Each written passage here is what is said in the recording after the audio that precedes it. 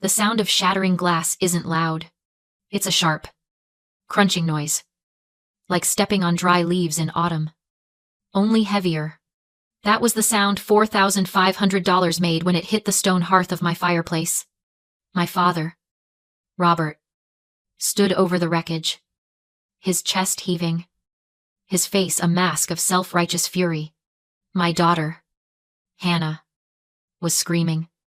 A high, thin sound that cut straight through the sudden silence of the room. Beside her, my 12-year-old nephew, Caleb, stood with the torn packaging of the ProArt tablet at his feet, looking not sorry, but annoyed that his new toy was broken. He had ripped it open minutes ago, claiming he needed it for gaming. And when I demanded he give it back, my father had intervened, not to discipline the thief, but to destroy the evidence. You're selfish. Melissa, he shouted, pointing a shaking finger at me. Selfish for not sharing with family. The screen was spiderwebbed. The casing cracked. The digital pen snapped in two. It lay on the stone, like a dead thing. And in that moment, something inside me didn't break. It solidified. Before I tell you exactly what I did when the police arrived, drop a comment and let me know where you're watching from and what time it is for you right now. I want to see how far this story travels. The silence that followed the crash wasn't empty. It was heavy, pressing down on my chest like a physical weight. My daughter, Hannah, had collapsed onto the sofa, her face buried in her hands, her shoulders shaking with silent sobs. My nephew, Caleb, just kicked a piece of the broken screen with the toe of his sneaker, looking bored. And my father, Robert, stood there, panting, waiting for me to apologize, waiting for me to do what I had always done, smooth things over, clean up the mess, and pay for the damage he had caused. He expected me to cry. He expected me to beg for peace. But I didn't cry. For the first time in 38 years, my eyes were perfectly dry. I looked at the man who raised me, and I didn't see a father. I saw a bottomless pit. For years, I had been operating under a delusion, a secret contract I had signed with myself when I was a child. I call it the trap of buying love. I truly believed that if I just gave enough, if I paid enough bills, if I solved enough problems, eventually, I would purchase my way into their hearts.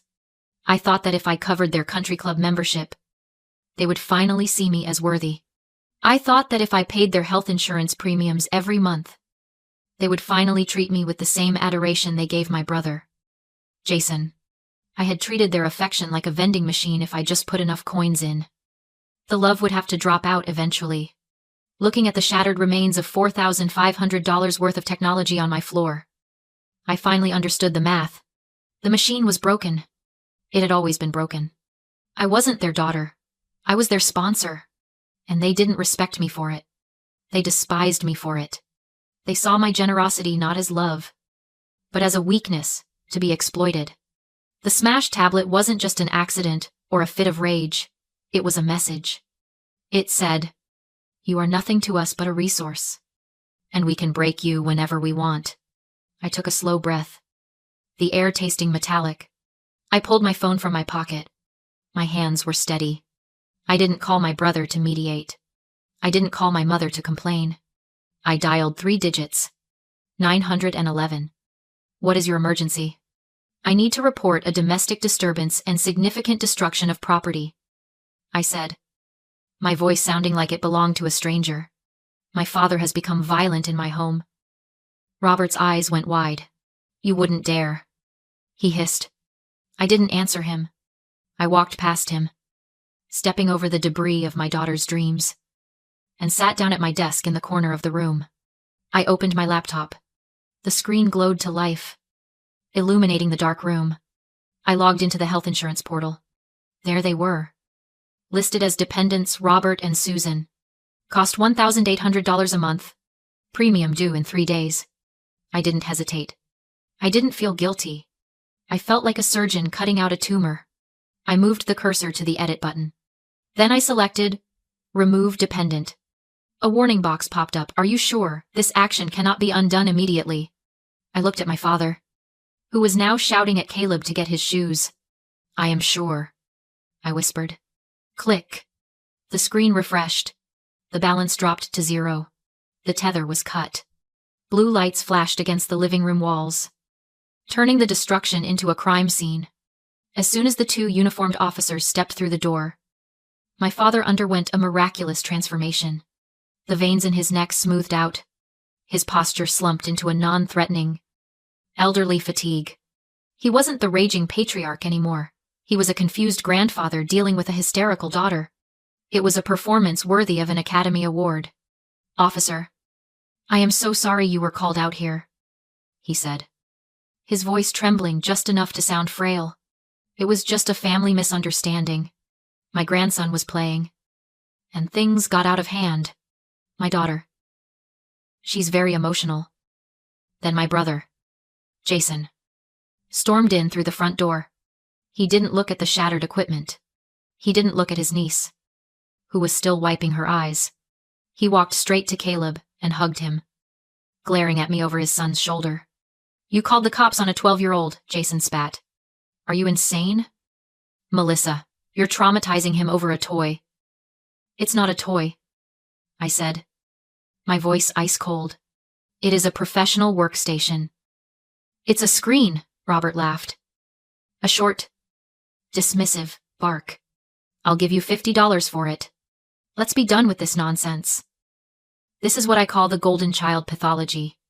Watching Jason comfort his son while ignoring the crime was a masterclass in entitlement. Jason was raised to believe the world owes him everything, simply because he exists. He wasn't defending Caleb because he's a good father. He was defending the family hierarchy. In his world, his son's momentary desire to play a game was more important than my daughter's artistic future.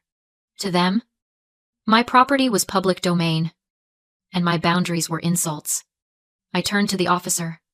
The item destroyed is a Pro Art Studio tablet and workstation. The retail value is $4,500. In this state, destruction of property exceeding $1,000 is not a misunderstanding. It is felony, criminal mischief. The word felony sucked the air out of the room. The officer stopped writing. Jason stopped coddling Caleb. My father's jaw dropped.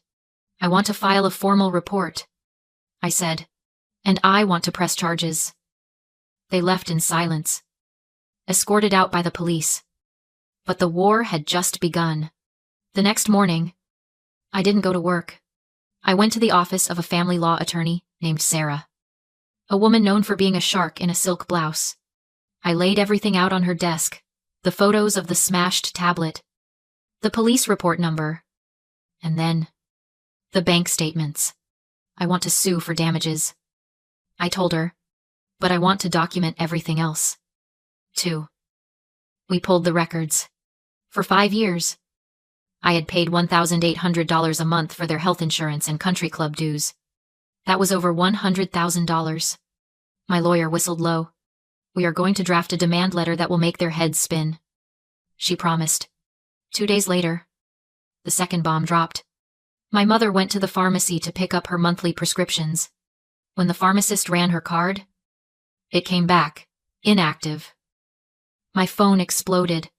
My mother left a voicemail that started with sobbing and ended with screaming. How could you? You're killing us. You're leaving us to die.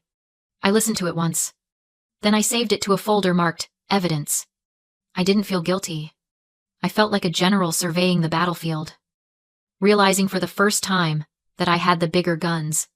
The conference room in Sarah's office smelled of lemon polish and expensive coffee. It was a sterile, cold environment. The kind of place where lives are deconstructed into billable hours and court filings. I sat across from Sarah, watching her arrange a new stack of documents on the mahogany table. Her face was grim, lacking the usual shark-like amusement she displayed when we discussed the insurance cancellation. This was different.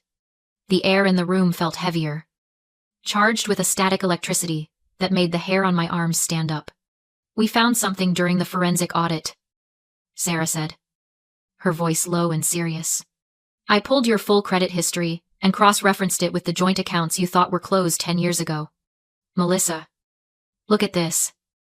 She slid a thick file across the table. I opened it.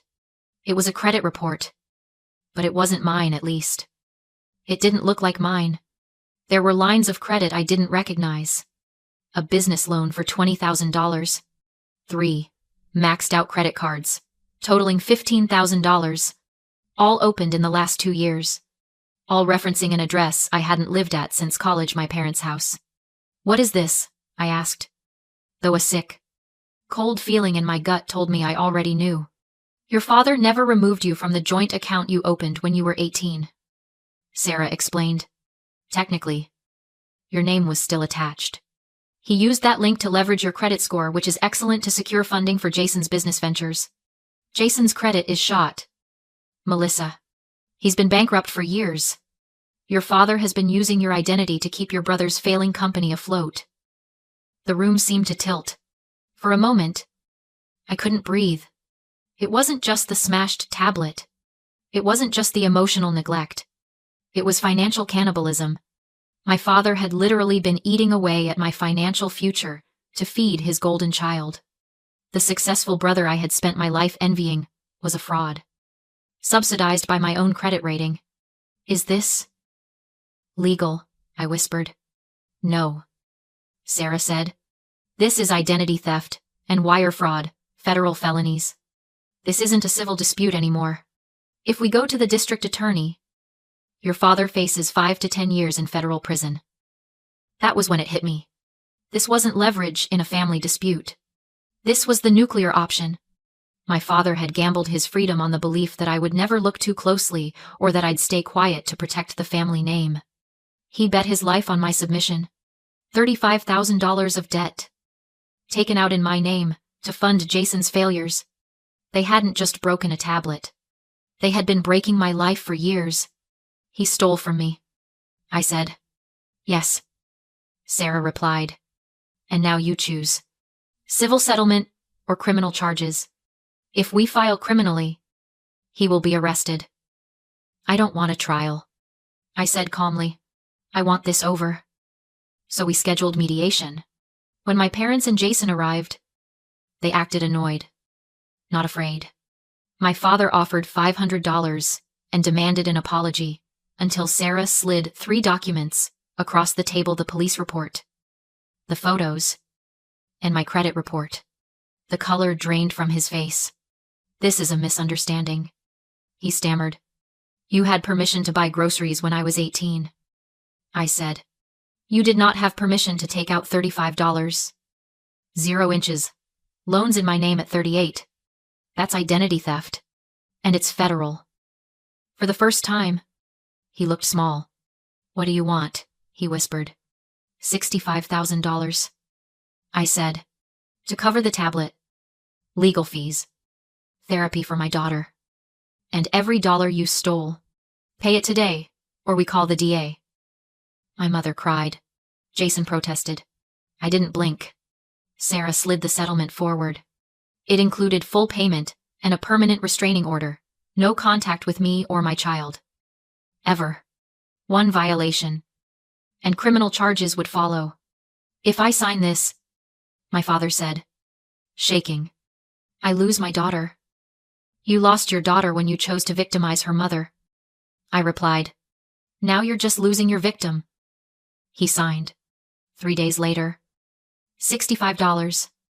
000 hit my account. I put most of it into a trust for my daughter's art education. The rest went into rebuilding our home, removing the fireplace where the glass shattered and replacing it with a sunlit reading nook.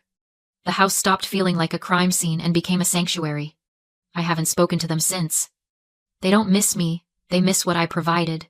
Cutting ties wasn't a tragedy. It was a graduation. Family isn't blood. It's peace. It's safety. It's choosing your child over people who hurt her. I blocked my parents. I blocked my brother. The canvas was clean. And for the first time, I held the brush. If you were in my place, would you have taken the settlement or sent him to prison?